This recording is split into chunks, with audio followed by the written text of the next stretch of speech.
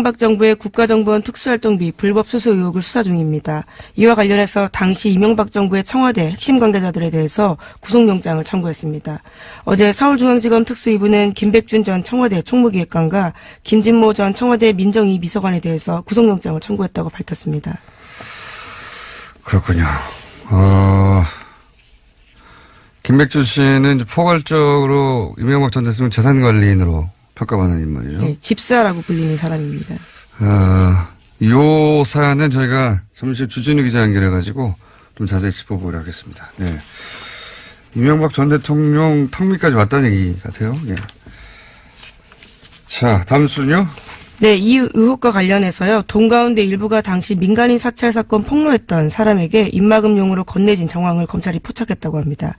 지난 2012년 총리실 공직윤리지원관실 민간인 사찰 사건 폭로자였던 장진수 씨 기억하실 텐데요. 전 주무관이었습니다. 이 사람에게 5천만 원 돈이 갔는데 이때 정부 발행 띠지로 5만 원권 100장씩 묶여서 있었습니다. 당시에 관봉이라고 불렀는데요. 장 전 주무관은 이때도 총리실 간부가 자기에게 돈 줬다라고 밝힌 바가 있는데요. 당시에는 검찰이 돈의 출처를 밝히지 못했었습니다. 오래된 사건이네요. 이명박 전 대통령 시절에 처음으로 민간인 사찰이 이제 터진 이 사건이죠. 예. 공직윤리지원관실에서 민간인 사찰. 네, 김종익 씨라고요. 민간인을 사찰했습니다. 근데 당시에 이러한 내용들을 내부자가 내부 고발을 한 건데 이 입을 막기 위해서 돈을 줬다라는 거죠. 네, 그때도 관봉 얘기 나왔었습니다. 근데 이제 도대체 그럼 이 돈은 어디서 나간 거냐? 근데 그때는 국정원 특활비 얘기는 전혀 안 나왔었죠. 예. 청와대 특활비 정도 수준에서 얘기되다가 끝이 났는데 지금은 이제 국정원 특활비가 계속 문제가 되고 있고 근데 지금 검찰이 구속영장까지 청구한 걸 보면 뭔가 자신 있는 물증이나 정황을 잡은 것 같아요. 예. 그래서 그 돈도 국정원 돈일 수 있다. 이런 얘기인 거죠. 지금 김백준, 김진모, 이 두 분에 대한 구속영장은 국정원 특활비를 직접 받았다는 거고. 네, 2억 원, 2억 원. 그래서 김백준 전 비서관 같은 경우에는 4억 원이고요. 그리고 김진모 전 비서관은 5천만 원입니다. 그리고? 예, 김백준 전 기획관요. 만약에 돈 받은 정황 혹은 물증이 구체적이고 확실하게만 하다면 구속영장이 발부되겠죠, 이번에도. 왜냐하면 그 앞에 박근혜 전 대통령 때 똑같은 이치로 구속영장이 발부됐기 때문에. 그리고 그 외에도 이제 2012년 당시 의심받았던 그 돈들인데 그 돈 역시 특활비가 아니냐. 예, 이런 의혹이 나오고 있는 겁니다. 자, 다음 수는요. 네, 이명박 전 대통령의 다스 실소의 의혹 등을 수사했던 정호영 BBK 특검이 어제 기자회견 자청했습니다. 당시 기록을 다 검찰에 넘겼다면서 직무유기와 관련한 혐의를 부인했습니다. 오히려 당시에 검찰이 직무유기했다라고 반박하고 있는데요. 또 특검팀은 국론 분열과 정쟁 가능성을 우려해서 격리 직원의 횡령을 결론낸 다스 120억 원 확인 사실을 수사 결과에서 뺐다라고 주장하고 있습니다. 네. 이 사안은 저희가 3부에서 박범계 의원과 짚어볼 텐데 잠시 저도 이거 보다가 빵 터진 게 국론 분열이었어요. 예. 예. 예전에 이제 뭐 보수 정권이 사건 은폐할 때마다 쓰던 전형적인 수사가 이 국론 분열인데 예. 오랜만에 보네요. 국론 분열. 근데 특검이 수사만 하면 되지 왜 국론 분열 같은 정치적 판단을 자기들이 합니까? 예. 뿐만 아니라 예. 수사만 하면 됩니다. 또 횡령한 직원의 처벌을 원하지 않는다라는 다수 쪽의 의사를 존중해서 이것도 하지 않았다라고 주장하고 있습니다. 네.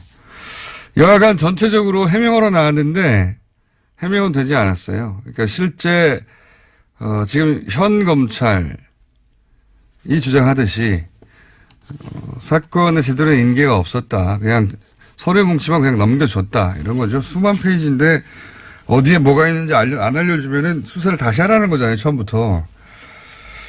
어쨌든 본인들의 주장이 아니라 지금 현 검찰의 주장이 맞는 걸로 드러난 기자회견을 왜 했는지 모르겠어요. 예.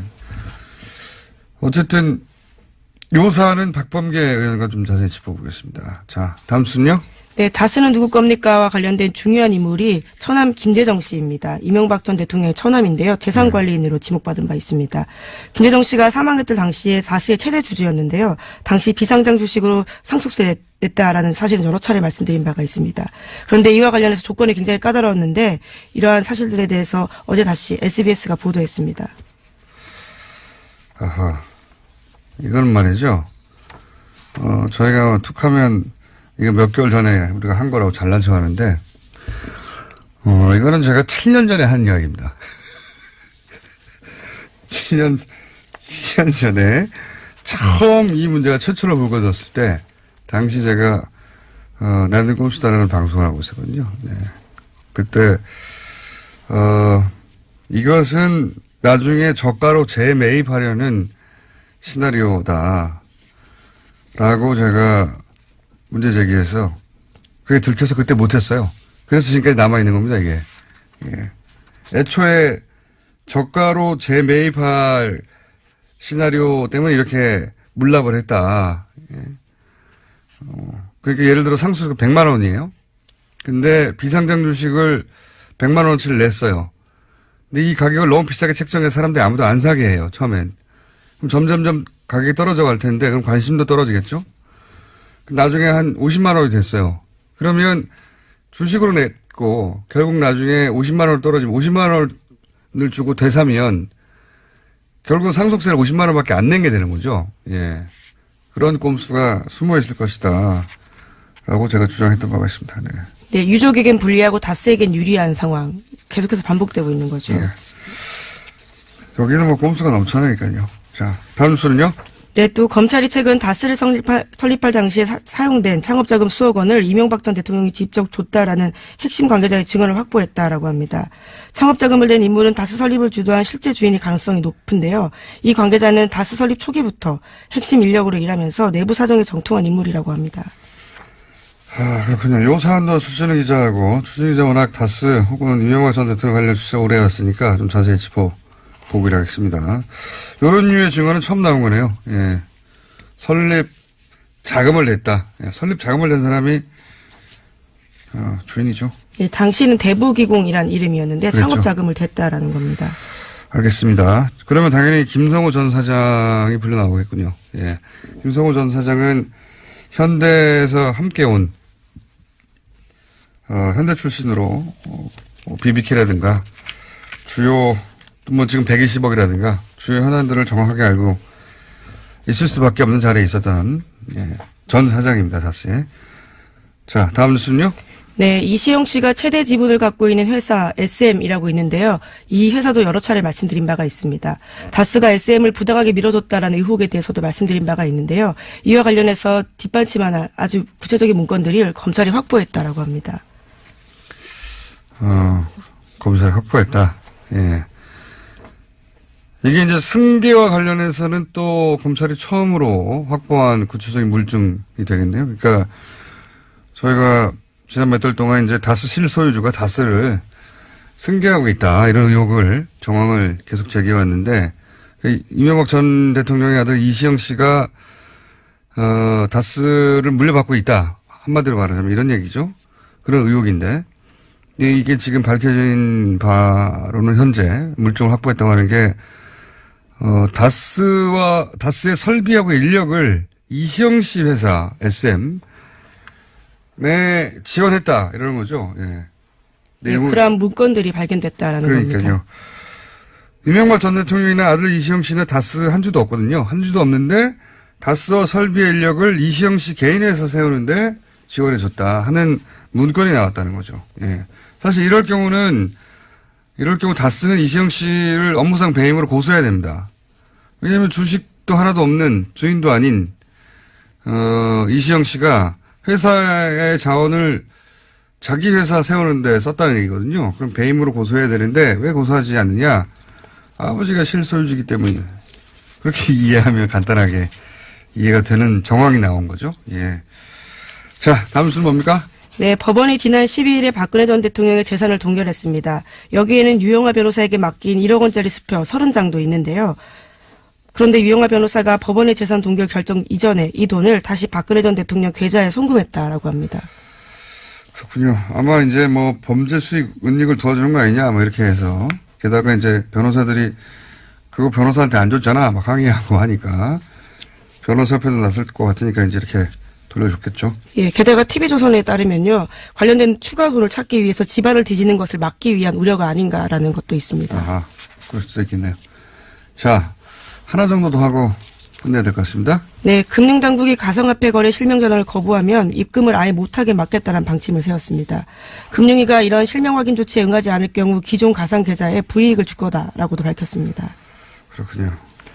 비트코인 관련 규제책 중에 하나로 나온 건데, 저희가 오늘 이 비트코인 관련 뭐 천만 양론을 3부에서 좀 들어보기로 할 텐데, 근데 이제 블록체인 뭐 이런 기술을 이해하지 못하면서 비트코인에 대해서 얘기하는 것은 뭘 모르고 하는 소리다. 이렇게 치부하는 경향이 좀 있어요. 근데 사실 그렇지 않아요. 블록체인이라는 기술 자체는 물론 훌륭한 기술이고, 예. 미래적 가치가 당연히 있습니다. 근데 지금 이런 난리, 예? 강풍, 이거는 기술이 너무 훌륭해서 벌어진 일이 아니거든요. 이건 사람의 욕망 때문에 벌어진 일이에요. 예. 기술은 복잡해도 욕망은 간단합니다. 규제가 없어야 한다고 하는 분들도 있어요. 이해는 가요. 원래 이 블록체인 기술 자체가 그렇게 중앙 통제를 거부하는 세계관 속에 탄생한 거거든요. 예. 근데 이제 지금 간단하게 기존 주식시장하고만 비교해보면 금방 느낄 수 있는데, 기존 주식은 기업이라고 하는 실물이 있잖아요. 그럼에도 불구하고 하루 5%만 등락해도, 서킷 브레이크인가요? 또는 사이드카인가요? 예, 사이드카는 코스피, 예. 그렇게 심리적 동요나 이런 거를 진정시키는 장치도 있고, 그 다음에 온갖 규제가 있어요. 기본적으로. 그런데도 주가 조작이나 작전 세력이나 이런 게 왕왕 대형 사건으로 터지거든요. 근데 지금은 실문도 없고, 그리고 기준도 없고, 거래소에. 또는 규제도 없고, 하루에 100% 등락해도, 등락도 가능한 게 비트코인인데, 여기에 왜 그런 조작과 작전 개입이 없을 거라고 생각하십니까? 당연히, 여기에는 특기와 작전 세력의 천국과 같은 거예요, 현재 스코어. 정부 제가 사실 아무것도 없기 때문에, 예. 주식시장도 그렇게 보수적으로 규제하는데, 그래도 그런 세력들이 있는데, 여기는 천국입니다. 이런 작전 세력에. 예, 강력하게 규제하자면 반드시 터진다. 원래 인간의 욕망이 그렇습니다. 네. 자, 일단 여기까지 하겠습니다. 시사인의 김은지였습니다. 감사합니다. 네. 자, 다음 수는요. 네, 이명박 전 대통령의 다스 실소의 의혹 등을 수사했던 정호영 BBK 특검이 어제 기자회견 자청했습니다. 당시 기록을 다 검찰에 넘겼다면서 직무유기와 관련한 혐의를 부인했습니다. 오히려 당시에 검찰이 직무유기했다라고 반박하고 있는데요.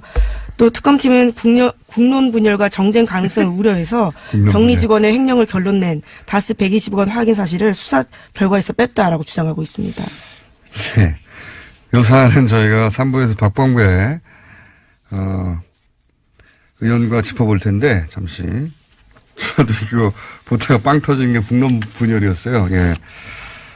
예. 예전에 이제, 보수 정권이 사건 은폐할 때마다 쓰던 전형적인 수사가 이 국론 분열인데, 예. 오랜만에 보네요, 국론 분열.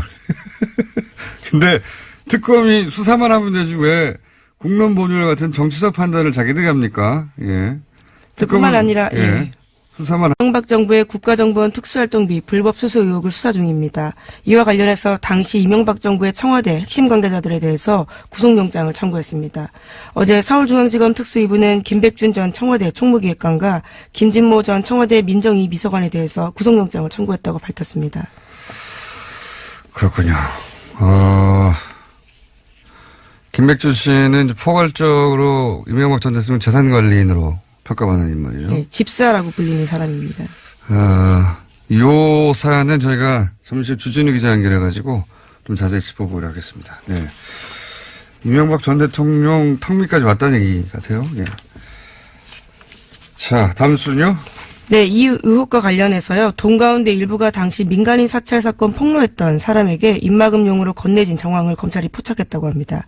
지난 2012년 총리실 공직윤리지원관실 민간인 사찰 사건 폭로자였던 장진수 씨 기억하실 텐데요. 전 주무관이었습니다. 하면 됩니다. 또 횡령한 직원의 처벌을 원하지 않는다라는 다수 쪽의 의사를 존중해서 이것도 하지 않았다라고 주장하고 있습니다. 네. 여하간 전체적으로 해명으로 나왔는데 해명은 되지 않았어요. 그러니까 실제 지금 현 검찰이 주장하듯이 사건에 제대로 인계가 없었다. 그냥 서류 뭉치만 그냥 넘겨줬다. 이런 거죠. 수만 페이지인데 어디에 뭐가 있는지 안 알려주면은 수사를 다시 하라는 거잖아요. 처음부터. 어쨌든 본인들의 주장이 아니라 지금 현 검찰의 주장이 맞는 걸로 드러난 기자회견을 왜 했는지 모르겠어요. 예. 어쨌든 요 사안은 박범계 의원과 좀 자세히 짚어보겠습니다. 자, 다음 순요. 네, 다스는 누구 겁니까와 관련된 중요한 인물이 처남 김대정 씨입니다. 이명박 전 대통령의 처남인데요. 재산관리인으로 지목받은 바 있습니다. 김대정 씨가 사망했을 당시에 다스의 최대 주주였는데요. 이 사람에게 5천만 원 돈이 갔는데 이때 정부 발행 띠지로 5만 원권 100장씩 묶여서 있었습니다. 당시에 관봉이라고 불렀는데요. 장 전 주무관은 이때도 총리실 간부가 자기에게 돈 줬다라고 밝힌 바가 있는데요. 당시에는 검찰이 돈의 출처를 밝히지 못했었습니다. 오래된 사건이네요. 이명박 전 대통령 시절에 처음으로 민간인 사찰이 이제 터진 이 사건이죠. 예. 공직윤리지원관실에서 민간인 사찰. 네, 김종익 씨라고요. 민간인을 사찰했습니다. 근데 당시에 이러한 내용들을 내부자가 내부 고발을 한 건데 이 입을 막기 위해서 돈을 줬다라는 거죠. 네, 그때도 관봉 얘기 나왔었습니다. 근데 이제 도대체 그럼 이 돈은 어디서 나간 거냐? 근데 그때는 국정원 특활비 얘기는 전혀 안 나왔었죠. 예. 청와대 특활비 정도 수준에서 얘기되다가 끝이 났는데 지금은 이제 국정원 특활비가 계속 문제가 되고 있고 근데 지금 검찰이 구속영장까지 청구한 걸 보면 뭔가 자신 있는 물증이나 정황을 잡은 것 같아요. 예. 그래서 그 돈도 국정원 돈일 수 있다. 이런 얘기인 거죠. 지금, 김백준, 김진모, 이 두 분에 대한 구속영장은 국정원 특활비를 직접 받았다는 거고. 네, 2억 원. 그래서 김백준 전 비서관 같은 경우에는 4억 원이고요. 그리고 김진모 전 비서관은 5천만 원입니다. 그리고 예, 김백준 전 기획관요. 만약에 돈 받은 정황 혹은 물증이 구체적이고 확실하게만 하다면 구속영장이 발부되겠죠, 이번에도. 왜냐하면 그 앞에 박근혜 전 대통령 때 똑같은 이치로 구속영장이 발부됐기 때문에. 그리고 그 외에도 이제 2012년 당시 의심받았던 그 돈들인데 그 돈 역시 특활비가 아니냐, 예, 이런 의혹이 나오고 있는 겁니다.